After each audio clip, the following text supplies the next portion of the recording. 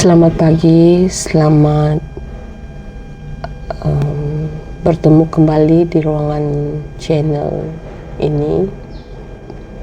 Pada pagi ini saya akan mulakan dengan kebaktian secara pribadi saya untuk membacakan firman Tuhan. Semoga dengan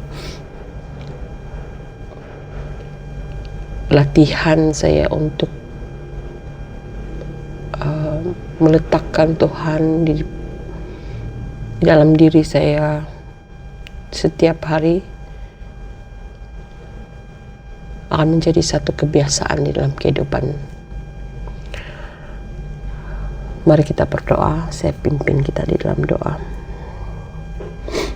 Bapa yang baik, pagi ini kami datang dengan hati yang haus akan Engkau. Buka mata rohani kami untuk melihat kemuliaan. Buka telinga kami untuk mendengar suara-Mu. Dan lembutkanlah hati kami untuk menerima firman-Mu. Biarlah firman pada hari ini mengubahkan hidup kami dan membawa kami semakin intim dengan Engkau. Terima kasih Tuhan atas kesempatan yang Tuhan berikan untuk saya membacakan firman pada pagi ini. Semua ini saya serahkan di dalam nama Tuhan Yesus kami sudah berdoa. Amin.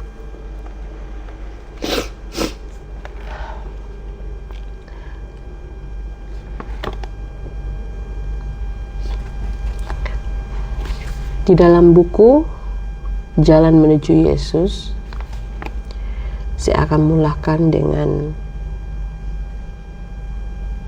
tajuk pertama, yaitu kasih Tuhan kepada manusia. Alam dan Alkitab menunjukkan kasih Tuhan kepada kita. Bapa kita di syurga memberikan kehidupan, pengetahuan, dan kegembiraan kepada kita. Perhatikan sekeliling alam yang indah dan mengagumkan. Fikirkan perkara-perkara yang disediakannya untuk keperluan kita dan memberi kegembiraan kepada semua yang hidup. Cahaya matahari dan hujan memberitahu kasih Tuhan kepada kita. Bukit-bukit, lautan, dan daratan menyaksikan Dia. Dia membekalkan keperluan hari-hari kepada setiap ciptaannya. Di dalam Mazmur yang indah, Daud menuliskan tentang Tuhan.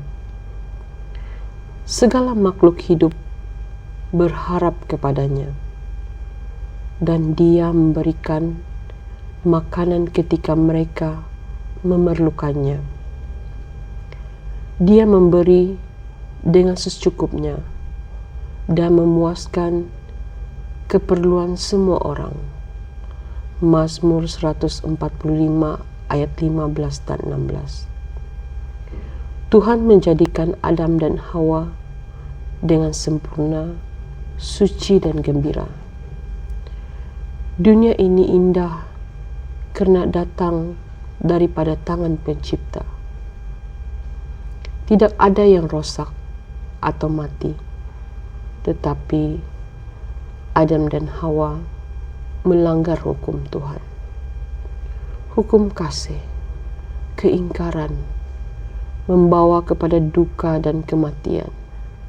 Namun, Tuhan menunjukkan cintanya walaupun dosa menyebabkan penderitaan. Alkitab mengatakan bahwa Tuhan mengutuk bumi karena perbuatan yang dilakukan oleh Adam dan Hawa. Kejadian 3 ayat 10. Dia membiarkan rumput-rumput, duri, dan onak tumbuh. Dia membiarkan pencobaan dan kesusahan memenuhi hidup manusia dalam pekerjaan dan tanggung jawab. Kesusahan-kesusahan tersebut adalah untuk kebaikan mereka. Semua itu membantu mereka terangkat dari keutuhan, membantu mereka terangkat dari keutuhan memalukan yang disebabkan oleh dosa. Dunia yang berdosa ini tidak semuanya membawa kesedihan dan sengsara, seksaan. Kejadian alam sendiri menyatakan kepada kita harapan dan penghiburan. Berbagai jenis bunga menghiasi rumput rumpai, sementara bunga mawar melingkari duri dan onak. Bahwa Tuhan itu kasih terdapat di setiap longga berbunga dan dedaun. Nyanyian burung-burung yang merdu menyatakan kepada kita bahwa Tuhan itu Bapa kita. Bunga-bunga yang segar menyemankan udara dan menyatakan penjagaan yang lemah lembut. Kayu-kayan yang subur menghijau di hutan mengingatkan kita bahwa Dia ingin anak-anaknya bergembira. Alkitab menyatakan kepada kita tabiat Tuhan. Dia sendiri memberitahukan kita mengenai kasih-Nya yang berkekalan dan berbelas kasihan. Apabila Musa berdoa, "Benarkanlah aku melihat kemuliaan-Mu," Tuhan menjawab di dalam Keluaran 33 ayat 18 dan 19. Kebaikan Tuhan ialah kemuliaan-Nya. Tuhan lalu di hadapan Musa lalu berkata, "Aku Tuhan adalah Tuhan yang penuh dengan belas kasihan. Aku tidak mudah marah dan menunjukkan kasih dan kesetiaan yang besar. Aku memegang janjiku kepada beribu-ribu keturunan serta mengampuni kejahatan dan dosa." Keluaran 34 ayat 6 hingga 7. Tuhan Maha Pemurah dan Maha Penyabar menunjukkan kepada kita kasih yang tidak berbelah bagi Yunus 4 ayat 2, Malaikat 7 ayat 18. Tuhan mengikat hati kepadanya dengan beberapa peringatan di syurga dan di bumi. Dia bersabda melalui alam. Dia memperlihatkan dirinya kepada kita dengan kasih yang sedalam-dalam dan selembut-lembutnya yang dapat dimengertikan oleh hati manusia. Namun pengertian manusia tentang kasih-Nya masih terbatas.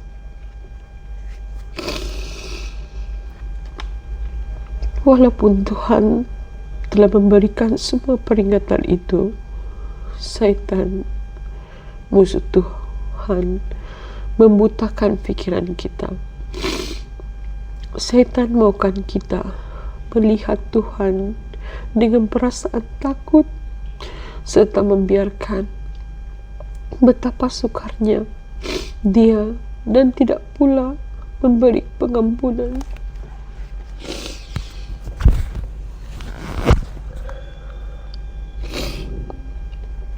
Setan coba menjadikan manusia berpikir bahwa Tuhan itu hakim yang bengis bertempa belas kasihan. Setan berkata bahwa penciptaan sentiasa memerhatikan manusia, membuat kesalahan supaya dia boleh menghukum mereka.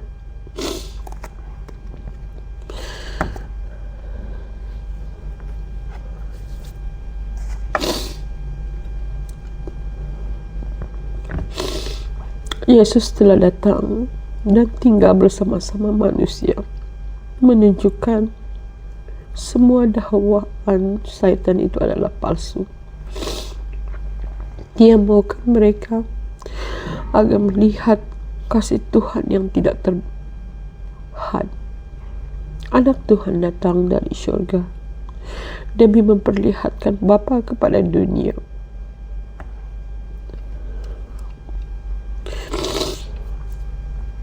Tidak seorang pun pernah melihat Tuhan.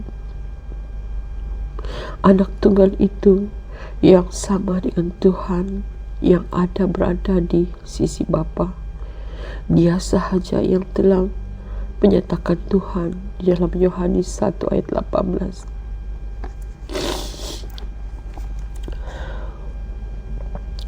Tidak seorang pun yang mengenal anak itu kecuali Bapa.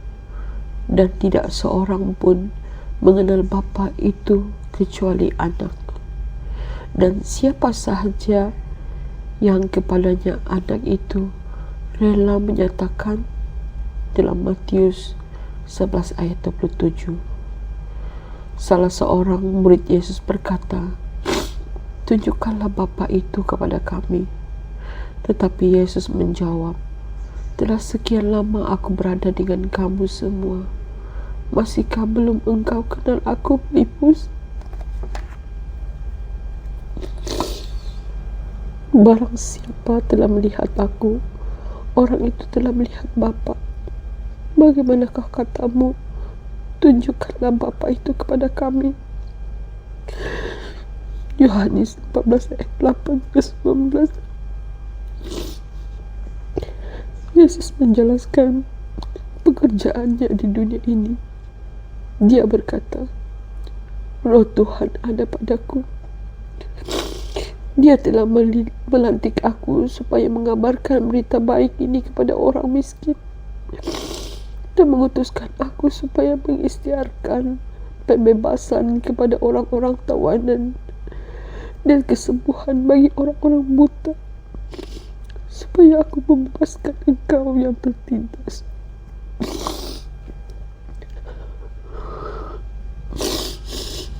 Lukas 4 ayat 18.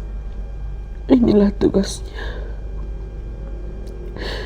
Dia melakukan perbuatan yang baik dengan menyembuhkan mereka yang sakit karena Satan. Tidak ada tangisan karena penyakit.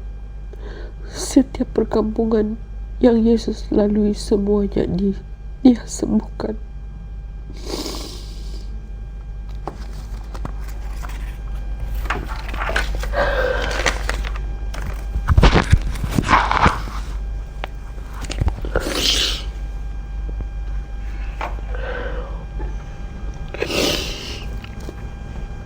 Pekerjaan Yesus menunjukkan bahwa dia datang dari surga. Kasih, belas kasihan dan simpati dipantulkan melalui perbuatan di dalam kehidupannya. Hatinya yang lemah, lembut, dipenuhi dengan kasih kepada manusia. Anak Tuhan menjadi manusia biasanya supaya dia boleh membantu manusia yang miskin sekalipun, serta yang suka merendahkan diri, tidak merasa gentar untuk datang kepadanya. Sedangkan kanak-kanak mahu mendekatinya. Mereka gemar berada di pangkuannya untuk memandang muka yang bertimbang rasa dan penuh kasih. Yesus tidak menyembunyikan kebenaran, melainkan dia selalu bersabda dengan kasih Dia selalu berbudi bahasa, baik hati, dan memperhatikan orang lain. Dia tidak pernah berkata kasar dan tidak pernah berlaku bangis walaupun perlu. Dia pernah melukakan hati sesiapapun. Dia tidak pernah melukakan hati sesiapapun. Dia tidak pernah mempersalahkan orang karena kelemahan mereka. Dia berkata tentang kebenaran, tetapi selalunya dengan kasih. Dia membuntukan mereka yang berpura-pura. Dia membantah mereka yang berpura-pura. Dia mempercayai dan yang berdosa, tetapi duka cita di dalam suaranya. Yesus mengalirkan air mata sementara dia melihat Yerusalem, kota yang dia cintai, kota yang tidak menerima dia, walaupun dia adalah jalan, kebenaran, dan kehidupan. Manusia telah menolak penebus mereka, tetapi dia merenungkan mereka dengan belas kasihan. Yesus tidak hidup untuk kesenangannya, tetapi dia memikirkan orang lain. Setiap orang amat berharga di dalam pandangannya. Dia melihat dan kasih sayang kepada setiap ahli di dalam keluarga Tuhan. Dia melihat mereka sebagai orang-orang yang penuh dengan dosa dan perlu diselamatkan. Kehidupan Yesus di dunia ini menunjukkan tabiatnya. Kehidupannya juga memperlihatkan sifat Tuhan. Kasih surga bagaikan sungai yang mengalirkan kasih daripada lubuk hati Tuhan kepada kita melalui anaknya. Yesus yang lemah lembut, penebus, yang mengasihi adalah Tuhan yang tampil dengan rupa manusia. 1 Timotius 3 ayat 16. Yesus hidup sengsara dan mati untuk keselamatan kita. Dia menjadi manusia yang berduka cita supaya kita memperoleh kesukaan kekal. Tuhan rela melepaskan anaknya, meninggalkan kemuliaannya di surga, dan datang ke dunia yang gelap dengan bayangan kematian. Tuhan lepaskan anaknya yang berharga, meninggalkan kedudukan, kemuliaan, dan penyembahan malaikat surga. Tuhan relakan dia menderita, dipermalukan, dihina, dan mati. Tetapi karena hukumannya yang ditanggungnya itu, kita sekarang selamat. Karena luka-lukanya, kita sekarang sembuh. Yesaya 53 ayat 5. Perhatikanlah Yesus di padang belantara. Perhatikanlah dia ketika di Getsemani, sementara disalibkan. Disitulah anak Tuhan yang sempurna memikul dosa-dosa kita.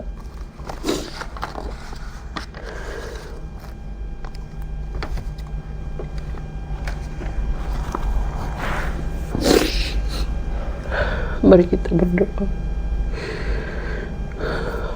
Ya Bapa kami yang berada di dalam kerajaan surga,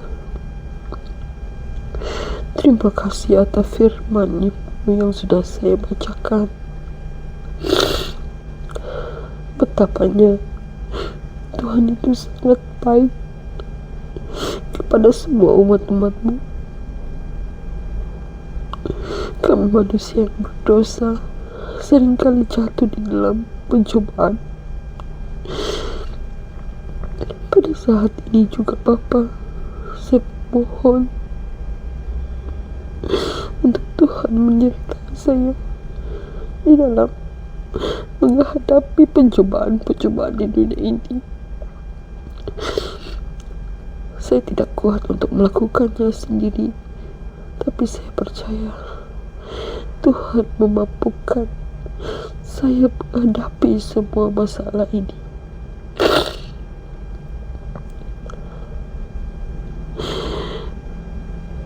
Biarlah hati saya akan terus mempunyai kerinduan untuk lebih dekat kepada Tuhan. Ketika saya suka, ketika saya duka, karena saya percaya Tuhan adalah sumber kehidupan kami untuk menanti kedatangan Bapa yang kedua kali di dunia ini. Terima kasih Bapa atas kesempatan ini. Semua ini saya serahkan di dalam nama Tuhan Yesus kami sudah berdoa. Amin.